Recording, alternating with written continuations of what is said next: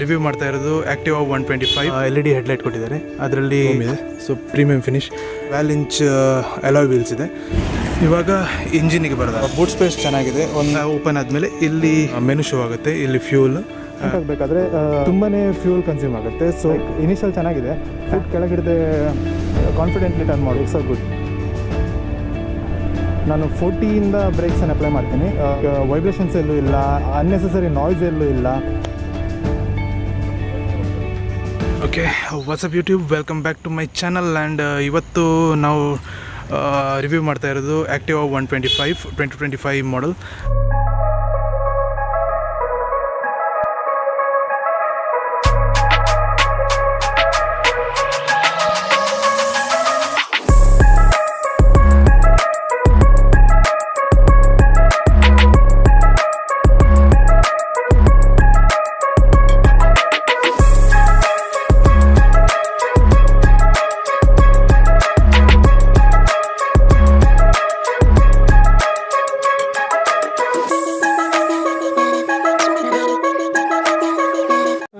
ಇಲ್ಲಿ ಫ್ರಂಟ್ ಅಂತ ಬಂದರೆ ಇಲ್ಲಿ LED ಹೆಡ್ಲೈಟ್ ಕೊಟ್ಟಿದ್ದಾರೆ. ಅದರಲ್ಲಿ ಲೋ ಬೀಮ್ ಮತ್ತು ಹೈ ಬೀಮ್ ಇಂಟಿಗ್ರೇಟ್ ಆಗಿದೆ. ಆ್ಯಂಡ್ ಕೆಳಗಡೆ ಇಲ್ಲಿ ನೋಡೋದಾದರೆ ಇಲ್ಲಿ ಹೆಲೋಜನ್ ಇಂಡಿಕೇಟರ್ ಇದೆ.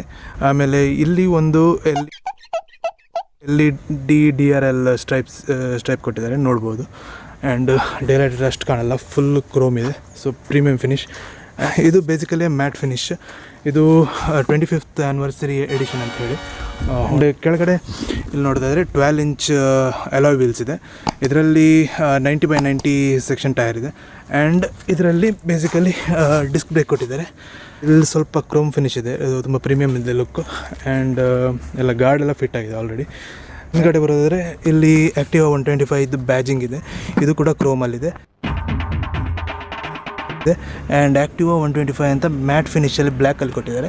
ಹಾಗೆ ಸೈಡಲ್ಲಿ ಇಲ್ಲಿ ನೋಡಿದರೆ ಒಂದು ಪ್ರೀಮಿಯಂ ಗೋಲ್ಡ್ ಫಿನಿಷಲ್ಲಿ, ಶ್ಯಾಂಪೈನ್ ಗೋಲ್ಡ್ ಫಿನಿಷಲ್ಲಿ ಒಂದು ಡಿಕ್ಯಾಲ್ಸ್ ಇದೆ. ಈಗ ಹಿಂದ್ಗಡೆ ಬರೋದಾದರೆ ಇಲ್ಲಿ ಬೇಸಿಕಲಿ ಟೈಲ್ ಲ್ಯಾಂಪ್ ಮತ್ತು ಇಂಡಿಕೇಟರ್ಸ್ ಎಲ್ಲ ಕೂಡ ಹ್ಯಾಲೋಜನಲ್ಲಿದೆ. ಆ್ಯಂಡ್ ನಮ್ಮ ಪ್ಲೇಟ್ ಲೈಟ್ ಕೂಡ ಹ್ಯಾಲೋಜನಲ್ಲೇ ಇದೆ. ಹಾಗೆ ಇಲ್ಲಿ ರೇರ್ ವೀಲ್ ನೋಡೋದಾದರೆ ಇದರಲ್ಲೂ ಕೂಡ ಇಲ್ಲಿ ನಿಮಗೆ 10 ಇಂಚ್ ವೀಲ್ ಇದೆ. ಫ್ರಂಟಲ್ಲಿ 12 ಇಂಚ್, ರೇರಲ್ಲಿ 10 ಇಂಚ್ ವೀಲ್. ಸೊ ಇದು 90/100 ಟೈರ್. ಆ್ಯಂಡ್ ಇದರಲ್ಲಿ ಬ್ಯಾಕ್ ಆ್ಯಂಡ್ ಫ್ರಂಟ್ ಎರಡೂ ಬೇಸಿಕಲಿ ಟ್ಯೂಬ್ಲೆಸ್ ಟೈರ್ಸೆ. ಆ್ಯಂಡ್ ಹಿಂದ್ಗಡೆ ಡ್ರಮ್ ಬ್ರೇಕ್ ಇದೆ. ಫ್ರಂಟಲ್ಲಿ ಸಿಂಗಲ್ ಪಿಸ್ಟನ್ ಕ್ಯಾಲಿಪರ್ ಇರುವಂತಹ ಒಂದು ಡಿಸ್ಕ್ ಬ್ರೇಕ್ ಕೊಟ್ಟಿದ್ದಾರೆ. So combi break system. And ಇಲ್ಲಿ ನೀವು ಲೆಫ್ಟ್ ಸೈಡ್ ಬಂದರೆ ಇಲ್ಲಿ ಲೇಡೀಸ್ ಫುಟ್ ರೆಸ್ಟ್ ಹಾಗೂ ಫುಟ್ ರೆಸ್ಟ್ ಇದೆ. ಇದು ಚೆನ್ನಾಗಿದೆ, ಕ್ವಾಲಿಟಿ, ಬಿಲ್ಡ್ ಕ್ವಾಲಿಟಿ ತುಂಬಾ ಚೆನ್ನಾಗಿದೆ. And full body metal. So ಇದರಲ್ಲಿ ಇಲ್ಲಿ ಸೆಂಟರ್ ಸ್ಟ್ಯಾಂಡ್ ಜೊತೆಗೆ ಸೈಡ್ ಸ್ಟ್ಯಾಂಡ್ ಕೊಟ್ಟಿದ್ದಾರೆ. Side stand cut off sensor ಇದೆ. ಇವಾಗ ಇಂಜಿನಿಗೆ ಬರೋದಂತಾದರೆ ಇಂಜಿನ್ ಇದರಲ್ಲಿ 123.9 cc ಇಂಜಿನ್ ಇದೆ.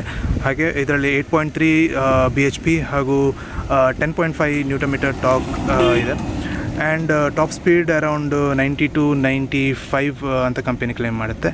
ಹಾಗೆ ಇದರಲ್ಲಿ ಟೋಟಲ್ ನಿಮಗೆ ಮೈಲೇಜ್ ಅಂತ ನೋಡೋದಾದರೆ 47 to 50 100% ಸಿಗುತ್ತೆ ಅಂತ ಹೇಳ್ತಾರೆ. ನನ್ನ ಮೇಲೆ ಹಣೆ ಇಟ್ಟು ಇಲ್ಲಿ ಕೀ ಸೆಕ್ಷನಿಗೆ ಬರೋದಾದರೆ ಇದು basically on off.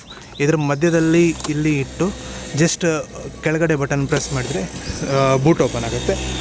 Boot space ಚೆನ್ನಾಗಿದೆ. ಒಂದು ಹಾಫ್ ಫೇಸ್ ಹೆಲ್ಮೆಟ್ ಸ್ಟೋರ್ ಆಗ್ಬೋದು.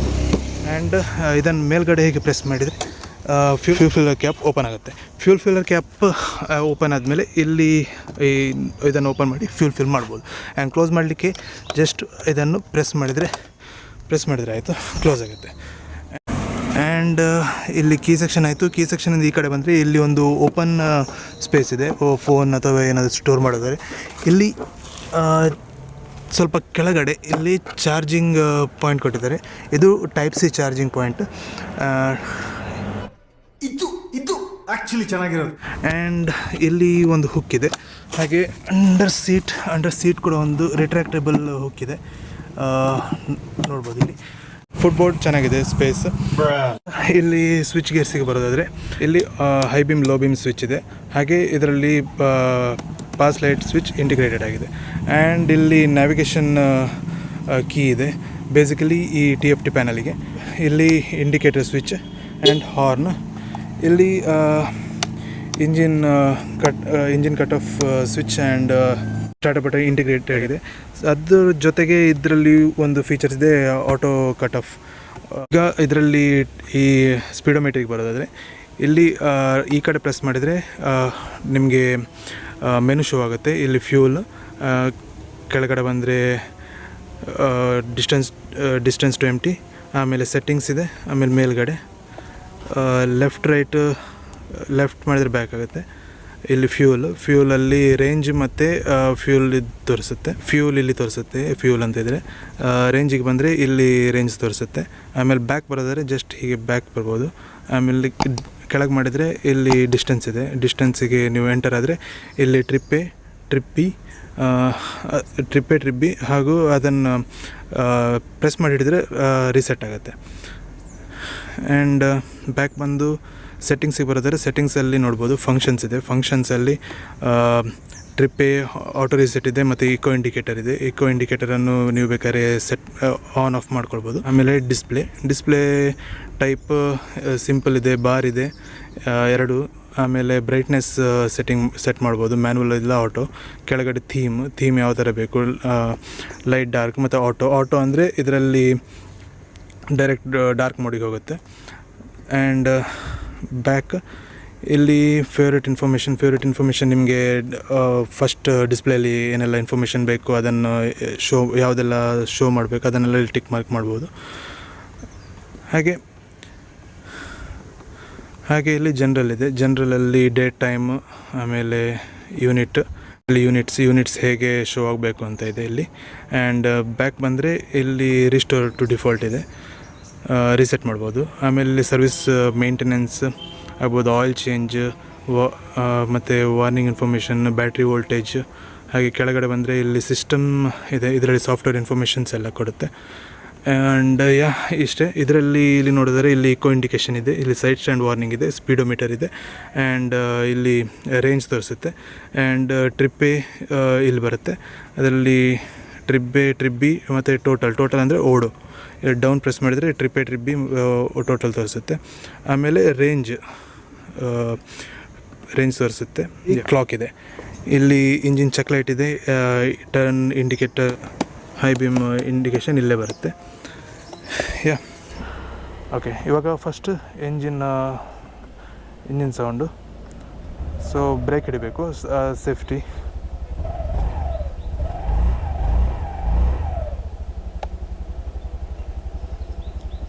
ಇದು ಆನ್ ಆಫ್ ಮಾಡಿದರೆ ಆಫ್ ಆಗೋಲ್ಲ, ಇದು ಇಲ್ಲಿ ಆಟೋ ಆನ್ ಆಫ್ ಟ್ರಿಗರ್ ಮಾಡುತ್ತೆ.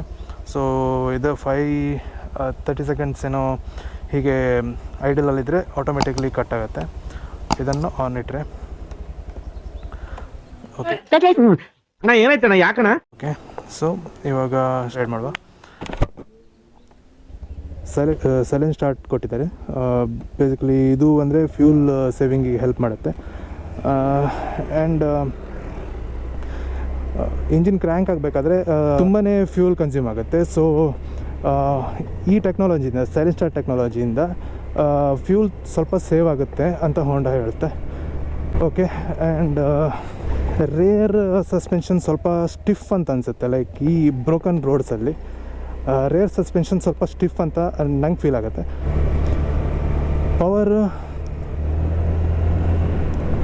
ಪವರ್ ಇನಿಷಿಯಲ್ ಚೆನ್ನಾಗಿದೆ, ಅಷ್ಟೇನು ಅಗ್ರೆಸಿವ್ ಅಂತ ಅನ್ಸಲ್ಲ.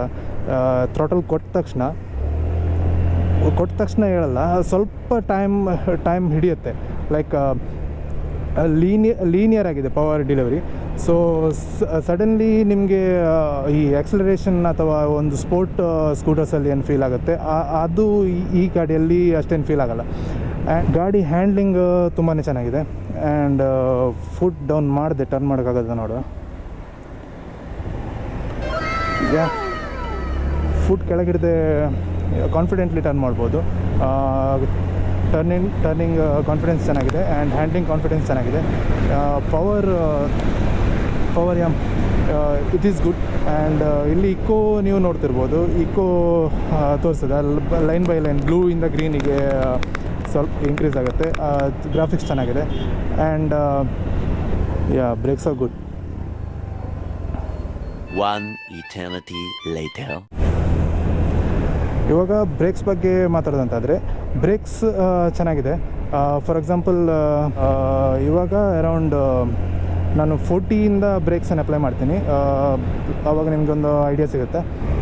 I am around 40. Rear brake drum brake consider ಮಾಡಿದರೆ ಚೆನ್ನಾಗಿದೆ ಬ್ರೇಕ್. ಆ್ಯಂಡ್ ಇವಾಗ ಇದರಲ್ಲಿ ಫ್ರಂಟ್ ಬ್ರೇಕ್ ಅಪ್ಲೈ ಮಾಡಿ ನೋಡುವ.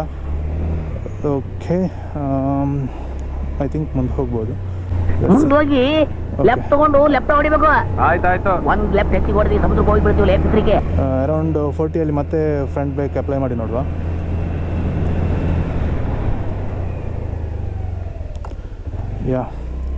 ಬ್ರೇಕ್ಸ್ ಚೆನ್ನಾಗಿದೆ, ಕಾಂಬಿ ಬ್ರೇಕ್ ಆಗಿರೋದ್ರಿಂದ. ಆ್ಯಂಡ್ ಇದರಲ್ಲಿ ಈಗ ಅರೌಂಡ್ 40ಅಲ್ಲಿ ಮತ್ತೆ ಎರಡು ಅಂದರೆ ಫ್ರಂಟ್ ಆ್ಯಂಡ್ ಬ್ಯಾಕ್ ಎರಡನ್ನೂ ಜೊತೆಗೆ ಅಪ್ಲೈ ಮಾಡಿ ನೋಡುವ. ತುಂಬಾ ಚೆನ್ನಾಗಿದೆ ಬ್ರೇಕ್ಸ್. ಆ್ಯಂಡ್ ಗಾಡಿ ಎಲ್ಲೋ ಲೈಕ್ ಈ ಸ್ಲಿಪ್ಪರಿ ಸೆಕ್ಷನ್ಸಲ್ಲಿ ನೋಡ್ಬೋದು ನೀವು, ಸ್ಟ್ಯಾಂಡೆಲ್ಲ ಇದೆ. ಸೊ ಇಲ್ಲೆಲ್ಲೂ ನಾನು ಬ್ರೇಕ್ ಮಾಡಬೇಕಾದ್ರೆ ಸ್ಲಿಪ್ ಆಯಿತು ಅಂತ ಎಲ್ಲೂ ಅನಿಸಲಿಲ್ಲ. ಸೊ ಸ್ಟೆಬಿಲಿಟಿ ಚೆನ್ನಾಗಿದೆ ಬ್ರೇಕಿಂಗ್ ಟೈಮಲ್ಲಿ. ಆ್ಯಂಡ್ ಬ್ರೇಕಿಂಗ್ ಕಾನ್ಫಿಡೆನ್ಸ್ ಕೂಡ ಚೆನ್ನಾಗಿದೆ. ಲೈಕ್ ರೇರ್ ಬ್ರೇಕ್ ಸ್ವಲ್ಪ ಸ್ಪಾಂಜಿ ಫೀಲ್ ಇದೆ, ಬಟ್ ಫ್ರಂಟ್ ಬ್ರೇಕ್ ಚೆನ್ನಾಗಿದೆ ತುಂಬಾ.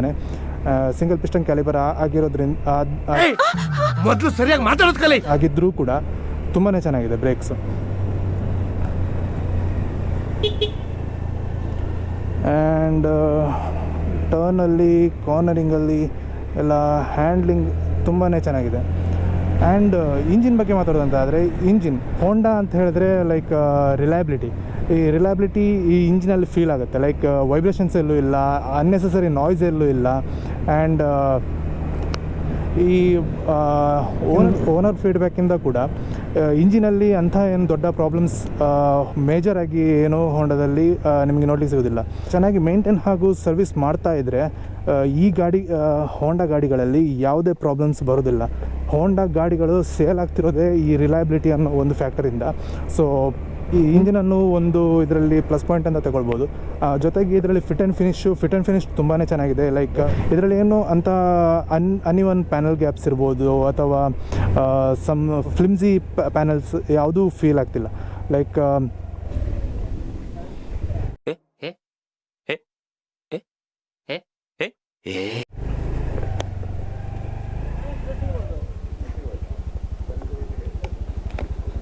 ಅಂದರೆ ಲಾಸ್ಟ್ ಮಾಡಲಲ್ಲಿ ನೀವು ನೋಡೋದಾದರೆ ಈ ಪ್ಯಾನಲ್ ತುಂಬ ಫ್ಲಿಮ್ಸಿ ಆಗಿತ್ತು. ಬಟ್ ಇದು ನೆಕ್ಸ್ಟ್ ಈಗ 2025 ಮಾಡಲ್ ಬಂದ ಮೇಲೆ ಇದನ್ನು ಸ್ವಲ್ಪ ಸ್ಟಡಿಯಾಗಿ ಕೊಟ್ಟಿದ್ದಾರೆ.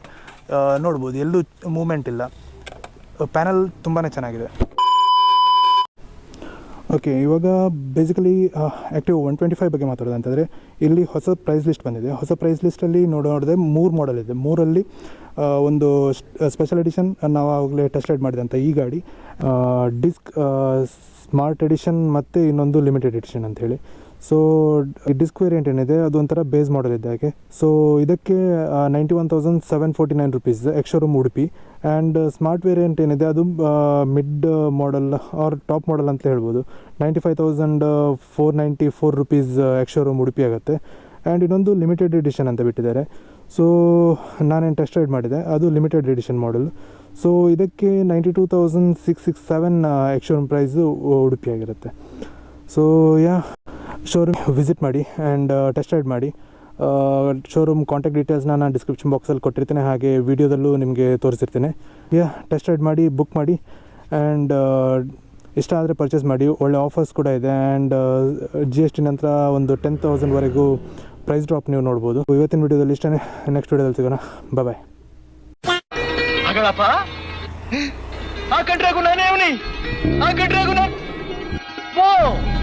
ಇದ್ರಾಗೂ ನಾನೇ ಇವನಿ, ಇದ್ರಾಗೂ ನಾನೇ ಇವನಿ, ಎಲ್ಲೆಲ್ಲೂ ನಾನೇ, ಎಲ್ಲೆಲ್ಲೂ ನಾನೇ, ಎಲ್ಲೆಲ್ಲೂ ನಾನೇ, ಎಲ್ಲೆಲ್ಲೂ ಎಲ್ಲೆಲ್ಲೂ ನಾನೇ, ಎಲ್ಲೆಲ್ಲೂ ನಾನೇ, ಎಲ್ಲೆಲ್ಲೂ ನಾನೇ, ಎಲ್ಲೆಲ್ಲೂ ಎಲ್ಲೆಲ್ಲೂ ನಾನೇ, ಎಲ್ಲೆಲ್ಲೂ ನಾನೇ, ಎಲ್ಲೆಲ್ಲೂ ನಾನೇ,